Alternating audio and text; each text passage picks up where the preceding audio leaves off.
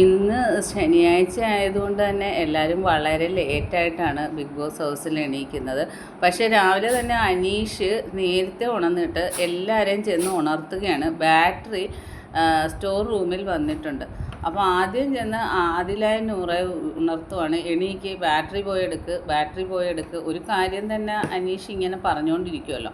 അങ്ങനെ അനീഷ് ഇങ്ങനെ ചുമ്മാ പറയുന്ന കാരണം ആദിലാക്ക് ദേഷ്യം വന്നിട്ട് ആദില എണീറ്റ് പോയി അനീഷിൻ്റെ ബെഡിലെ പേര്, അനീഷ് എന്ന് എഴുതിയ പേരങ്ങ് വലിച്ചു കീറി കളയുകയാണ്. അപ്പം അനീഷ് ചോദിക്കുന്നത്, എന്ത് യോഗ്യത ഇരിക്കുന്നു നിങ്ങൾക്കത് ചെയ്യാൻ? എൻ്റെ ബെഡിലെ പേര് വലിച്ചു കീറാനുള്ള യോഗ്യത എന്തിരിക്കുന്നു? ഈയിടെയായിട്ട് ആദില അങ്ങ് ഭയങ്കര ഡൗൺ ആയി വരികയാണ്. ആദില ചെയ്യുന്നതെല്ലാം അങ്ങ് നെഗറ്റീവ് ആവുകയാണ്. അപ്പോൾ അനീഷ് പറയുന്നുണ്ട്, എനിക്കത് ഒട്ടിച്ച് തന്നേ പറ്റൂ ബിഗ് ബോസ്. എൻ്റെ ഈ ബെഡിലെ പേര് കീറിക്കളഞ്ഞ് ആദില അത് ഒട്ടിച്ച് തന്നേ പറ്റുള്ളൂ എന്ന് പറയുന്നു. എന്തായാലും അതിൽ അത് ഒട്ടിച്ച് കൊടുക്കേണ്ടതാണ്. കാരണം അനീഷ് അവരെ ബാറ്ററി വന്നത് ബിഗ് ബോസ് പറഞ്ഞതിന് അവരെ ഉണർത്തിയത് മാത്രമേ ഉള്ളൂ.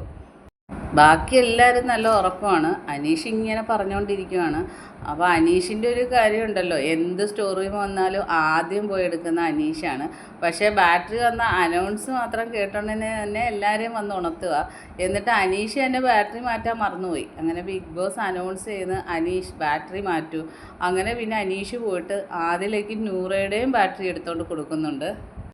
അനീഷ് അങ്ങനത്തെ ഒരു ക്യാരക്ടറാണല്ലോ. കാരണം ആരോടും ഒരു വൈരാഗ്യവും അങ്ങനെ ഒന്നുമില്ല. എന്തെങ്കിലും പറയുന്നത് അപ്പം പറയും, അത് അവിടെ വെച്ച് തീർക്കുന്ന ഒരു മനുഷ്യനാണ്. പക്ഷെ ആദിലയുടെയും നൂറയുടെയൊക്കെ സ്വഭാവം, അനീഷിനോട് ചെയ്യുന്ന പ്രവർത്തികൾ, വിളിക്കുന്ന വാക്കുകൾ എന്തൊക്കെ വളരെ മോശമാണ്. എന്നിട്ടും ആ അനീഷ് അവർ തിരിച്ച് ആ ചെയ്യേണ്ട കാര്യം ചെയ്യാൻ പറയുന്നതല്ലാതെ ഒരു ബാഡ് വേർഡ് വിളിക്കുക ഒന്നും. സ്ത്രീകളെ ഭയങ്കര റെസ്പെക്റ്റ് ചെയ്യുന്ന ഒരു മനുഷ്യനാണ്.